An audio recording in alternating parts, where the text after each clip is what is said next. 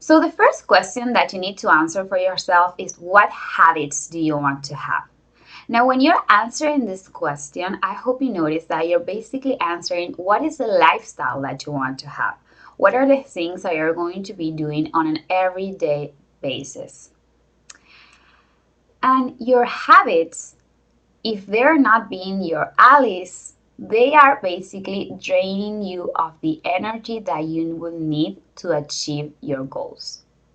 So really think about what habits you want to have and how are they helping you or blocking your development. Now, I wrote that I want my habits to be healthy, sustainable, joyful, and purpose led. I could have just stopped there. Everything that I wrote after is just a drill down in terms of what it means to me to have healthy, sustainable, joyful, and purpose led habits. Now, it is important that my habits are healthy because I know that the healthier I am, the more energy I have available to work on the things that I want to work. But I don't want my habits to be so healthy that I'm obsessing, because that does not make them sustainable. And remember, we're planning for the long term.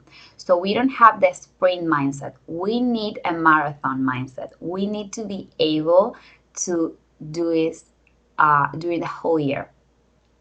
I also want them to be joyful because for me, and I bet for you too, when we're not enjoying something, we can only fake it so much. At some point or another, you're just going to ditch what doesn't feel right, when you're not enjoying doing it. So it is also important when you're picking your habits, you are in one way or another enjoying them. And lastly, purpose led habits are key, because if you don't have a really a solid base in terms of why you're doing the things that you're doing, chances are you're doing it out of inertia, right? Perhaps because you have always done it, because everyone does it, because you never really questioned that. And also, why? What are you trying to achieve with the set of habits that you have? Now, I want to share with you briefly what it means to me to have healthy, sustainable, joyful, purpose led habits. Resonate with you, some might not. Just pick what feels right. So, live morning to the fullest, meditate, think only when necessary to create blessings, aimed at connecting with myself, to understand how I am feeling, to have authority in terms of my life, and energetic authority in terms of my life. So, waking up early helps me to start the day when the world has not sped up yet, be able to meditate. If you're the kind of person that has a hard time meditating, here's a tip. Try to start doing it for like 15 seconds, 30 seconds. Imagine that you're a newborn or a very little kid full of curiosity, and you're just trying to sense how the breathing in and breathing out feels in your body and in the surroundings of your body. So, this is exactly what we do when we meditate. Just try to do it briefly and you will get to it.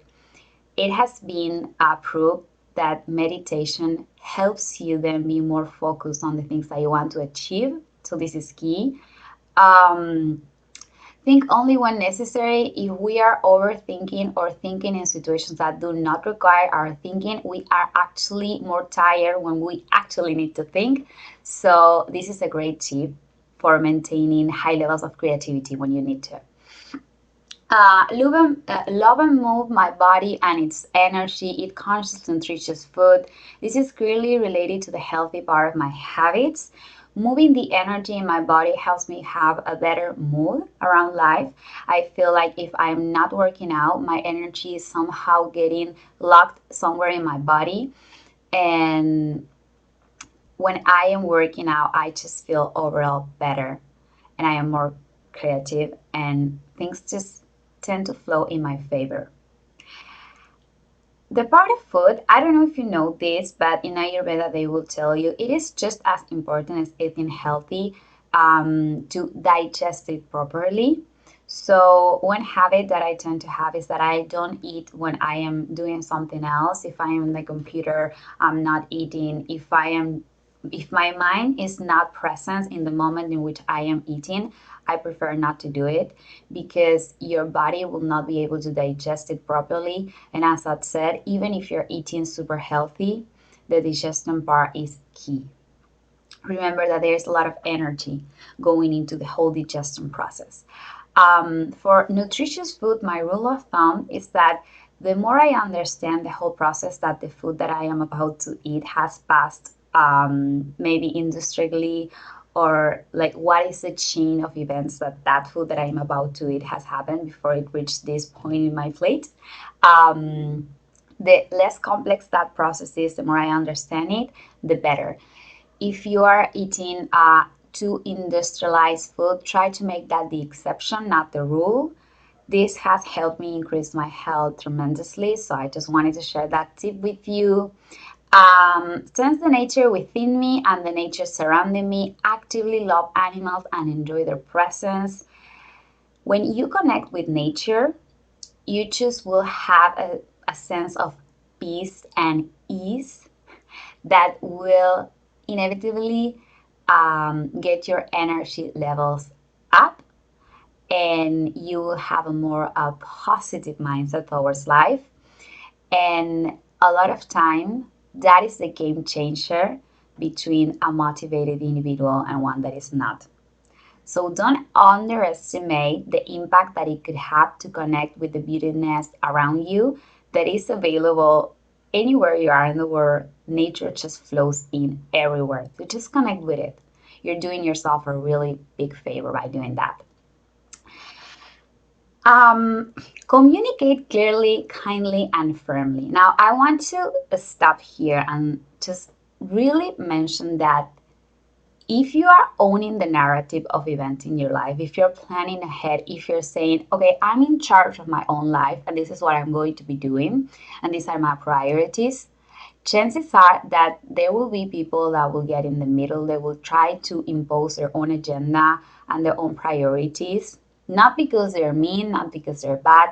Every one of us is living our own life, and a lot of time we get in the way. And the funny thing is that these people are going to be people that are really close to you, perhaps your family, your friends, someone at work, and you will need to develop the ability of having a kindly and clearly but firmly way of saying no because you know which your priorities are.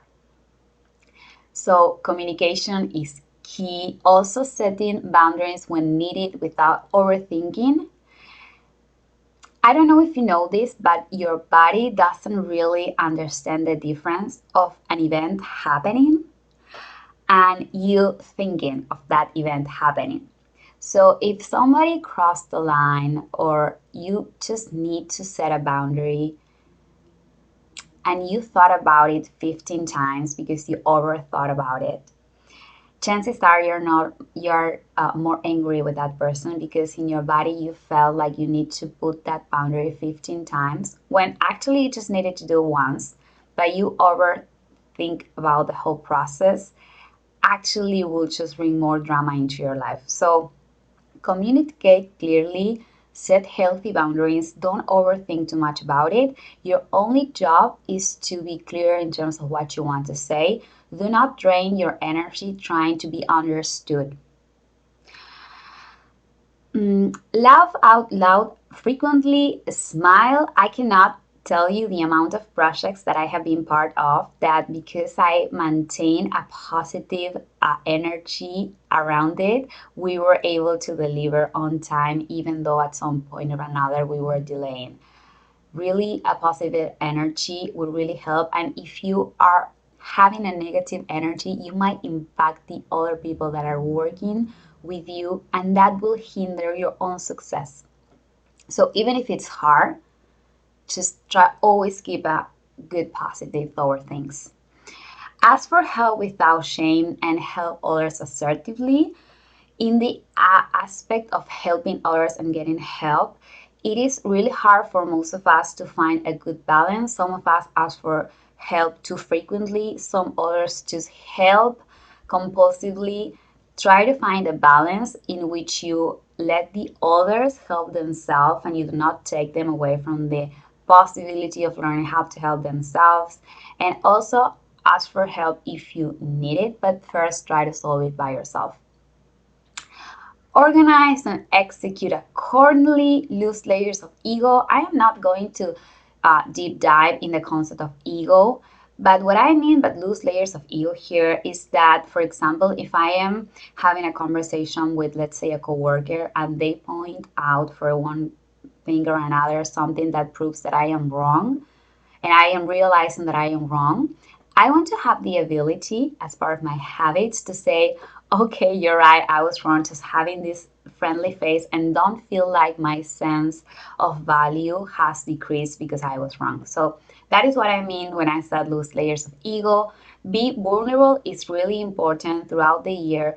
Try having this habit of, if someone says something that hurts you or makes you feel any sort of negative emotion, when you communicate that, instead of being angry or defensive, just try to connect with the emotion that they generated and say it out loud. Right now, I'm feeling hurt because you said X, Y, and Z. Being vulnerable really helps communication. And lastly, the habit that I want to have and that I hope you do is create positive, tangible impact through actions and words. So, what are the habits that you want to have?